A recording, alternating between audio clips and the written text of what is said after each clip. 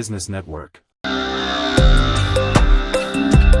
Nigeria's dynamic economy, arguably the largest in Africa, is experiencing a mix of growth and challenges. Despite recent data indicating a GDP growth rate of 3.84% in Q4 2024, inflation, insecurity, foreign exchange scarcity, and multiple taxation, infrastructural development among others still affects the expected growth. In this intricate environment, however, innovative leaders are finding ways to thrive. Welcome to Corporate Business Network, a platform where Nigeria's top business minds unpack the true state of the economy, share strategies for success, and showcase the resilience and leadership that keep Nigerian businesses moving forward. Join us as we explore the issues that shape the nation's economic landscape and uncover the opportunities that drive collective growth. Corporate Business Network.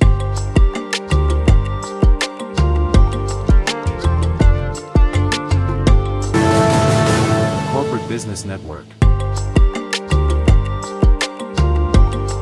Okay, so Niton current B2B marketplace, what it means is that we're currently the third largest export solution in Nigeria. What that means is we make up a large portion of exports going to the US, the UK, and then the Middle East, and we cover agriculture, fabrics, and then mineral commodities. The company started out of a very interesting history. So my grandfather used to be one of Nigeria's exporters of cocoa to the UK. So I grew up in a farming background, but then I saw some of the challenges that he faced. And so when I went to do my master's, I also tried going into cocoa as well, and I lost all my college savings. So I was like, no, I definitely need to come back and solve this problem. So I left my work at Google and decided to come back. And then it's been quite an interesting experience having to help farmers who naturally wouldn't be able to get access to global market. So I mean, it's been a source of happiness and joy to see that transition and solve their major problem. Now manufacturers can focus on farming while we hand to sourcing customers, logistics, and the entire problem that we normally go through. So that's it. So the vision of Niton is to be the regulatory body or the regulatory platform for everything that's to do with exports from Africa. We want to be that platform that serves like the African Union, but for export, meaning that for the first time we want exporters across Africa to have a platform that they trust for quality, they trust for pricing, meaning if you're coming from Europe, from Asia, and you're trying to buy from Africa, there should be a standard to how to get that. So basically the mission obviously would be to help African manufacturers connect to the international market and allow them to compete with global exporters. And I mean, at the end of the day, the value proposition is to simplify how international buyers connect with African markets. Basically, we want to make sure that if you're a buyer anywhere in the world, either you have a chain of restaurants that you need spices for, or you own a construction company, or you're in the healthcare space, and you need commodities or agricultural products or fabrics, you basically don't need to go to the bottlenecks of several systems. You have one platform that does everything.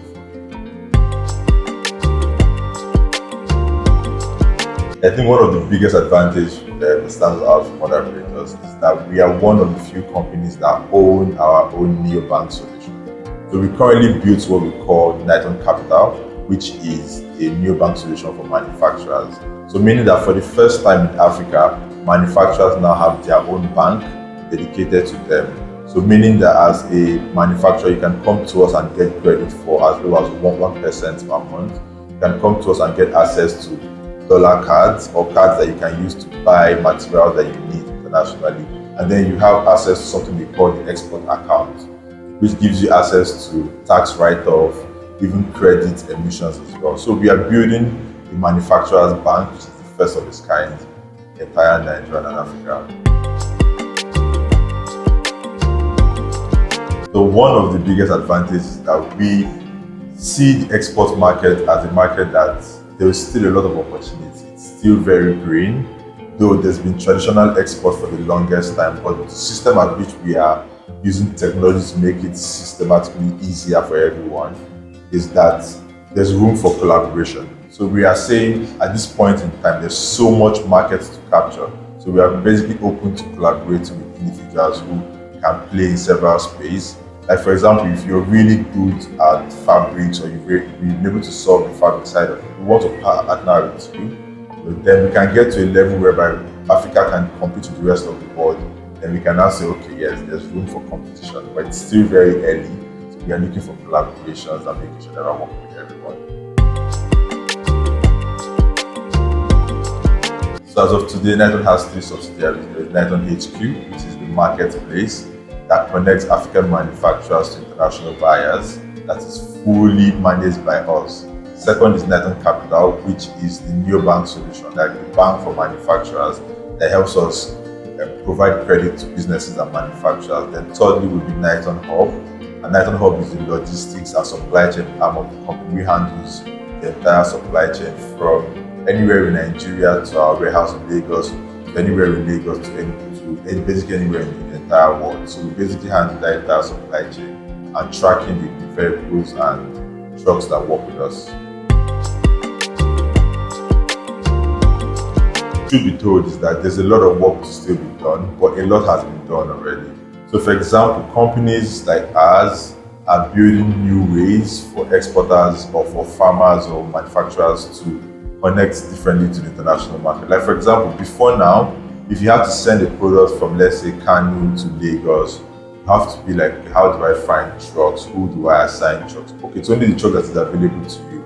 But with Niton Hub that we've built, what that means is that you can have something we call an Uber for truck, whereby you can simply go on the platform, pick your price, pick your options, and then any of the truck driver that is close to you would accept the order and come and pick up from you and deliver to Lagos. So it's a new technology that we've built that is changing the way people basically move. But we know that there's still a lot of infrastructure to be done, because for us, and the advantage that we have is that we route our drivers. So our drivers have AI routing, meaning if they're trying to move from Kano to Lagos, we basically tell them, oh, there's bad road in this place, there's truck has fallen in this area, don't follow this route. That makes it easy for us, but there is still need for the routes to be easier, also for government regulatory to be better, so that by the time you're exporting products, you're not paying a lot. And so there's still a lot of work to be done, but technology is doing really, really well in helping manufacturers, and also the internet has made it possible for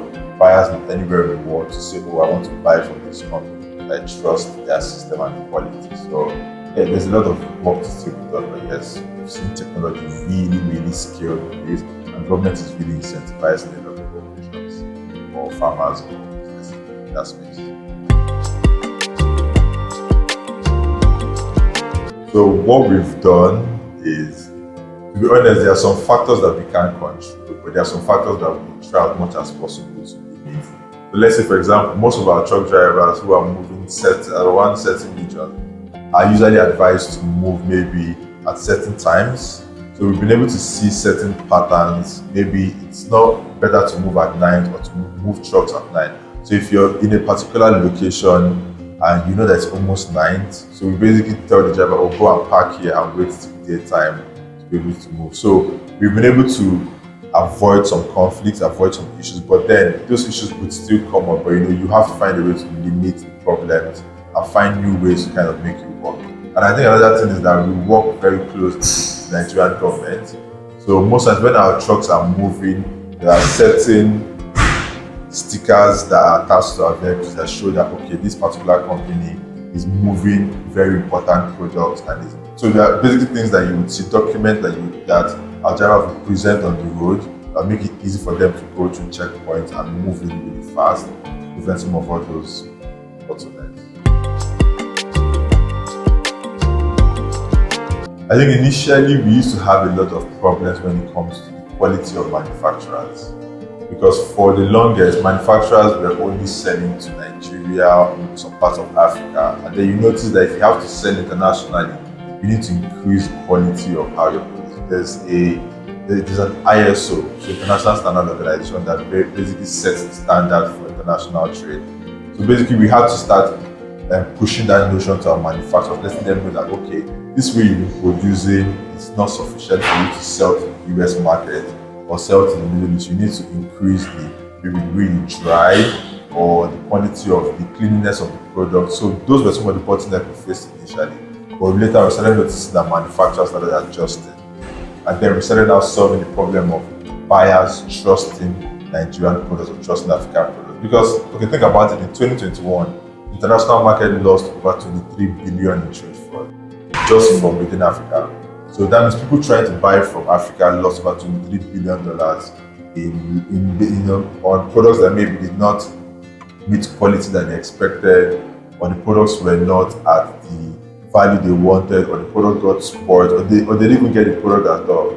So now we are basically solving the problem of telling buyers, oh, now you can trust us to help you get this product and not experience any trade loss or not experience uncertainty of who you're trusting to buy from. So I think those are the two major problems that we faced that we are currently solving, and we're trying to look for ways for government interventions to come in and really give us credibility that yes, this company is backed by government to solve this problem, and so that helps. Yes, that's a very interesting one, because today you've put the price of your product at this, tomorrow the FX has changed, and then you have to adjust price. And so we are more on the B2B space, which is we usually do large scale, which is business to business. So most of our buyers are large scale businesses. What that means is that if you're dealing with one person, or if you're dealing with 5 customers that are large scale, it's easy for you to be like, oh, FX has changed, and then they understand because they are buying a large quantity. Than if you're dealing with a B2C, or you're selling to individuals. So for us, we've been able to make sure that despite the FX, the customers are fully aware, and then the platform is on automation. So basically, if the prices go up, the platform automatically increases the prices. If the prices go down, there's an automation system on it that makes it easy for the manufacturers to not manually change price. Then the buyers to be like, oh, I bought at this price today and this price tomorrow. So we basically have partners that make it more easier to manage pricing, especially when you freeze price or you lock price by doing deposits as a buyer. So I would say one of the most interesting incentives that government can play is to make sure that there are rooms for manufacturers or businesses that support influx of capital or influx of FX to be really projected. So for example, we know that just solving this problem in Nigeria, or solving the problem of trade or export or agriculture, would bring in nothing less than $11 billion every single year. So we need to find ways to encourage businesses that push for export, allowing manufacturers or farmers to now get real value for their export. Because truth is that farming is not as lucrative as it used to be before because of so many changes. So government needs to be very interested in making sure that farmers are well incentivized. There is access to crops at a discounted price. There is access to even infrastructure credit.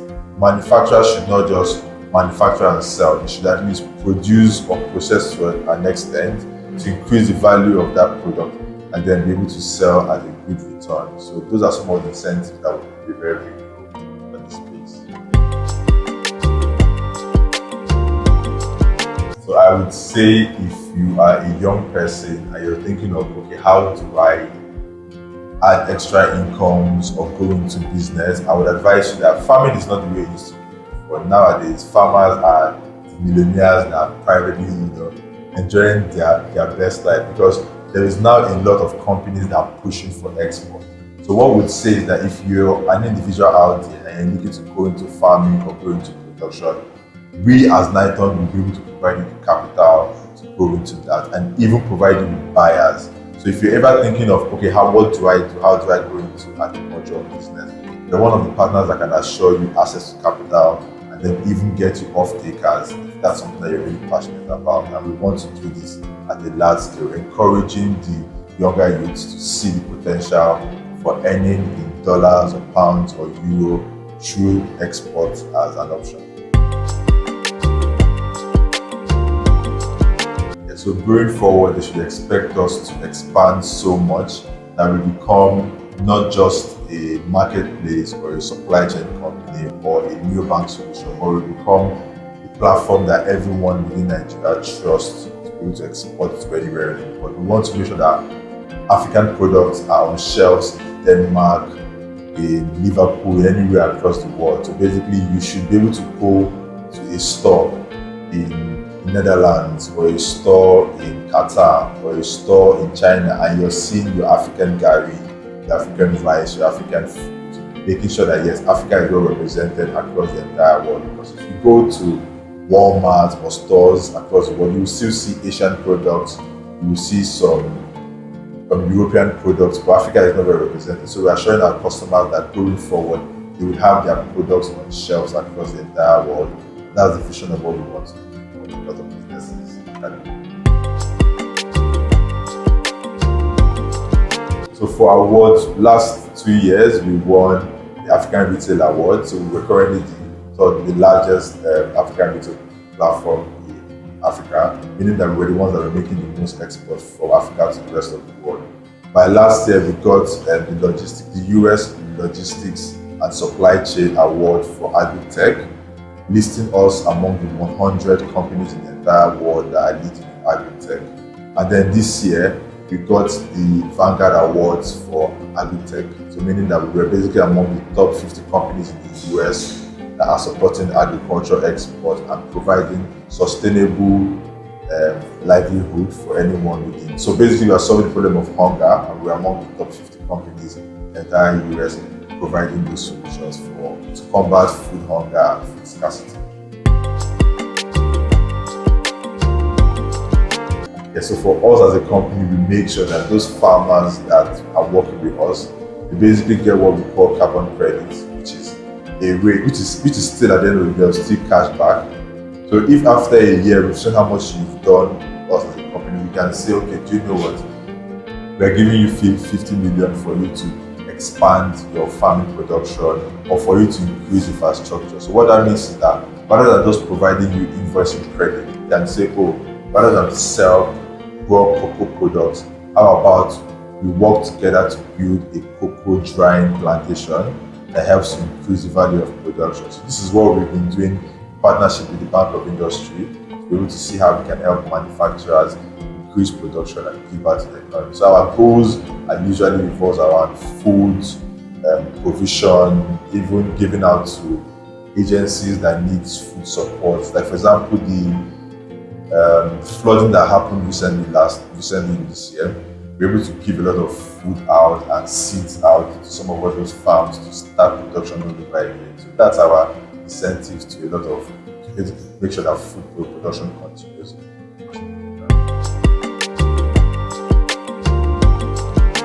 Okay, so I am Dr. Nwose. I'm the founder and CEO of Niton. I finished my master's from Oxford University. Then I went to do my PhD at Eminent University in the US.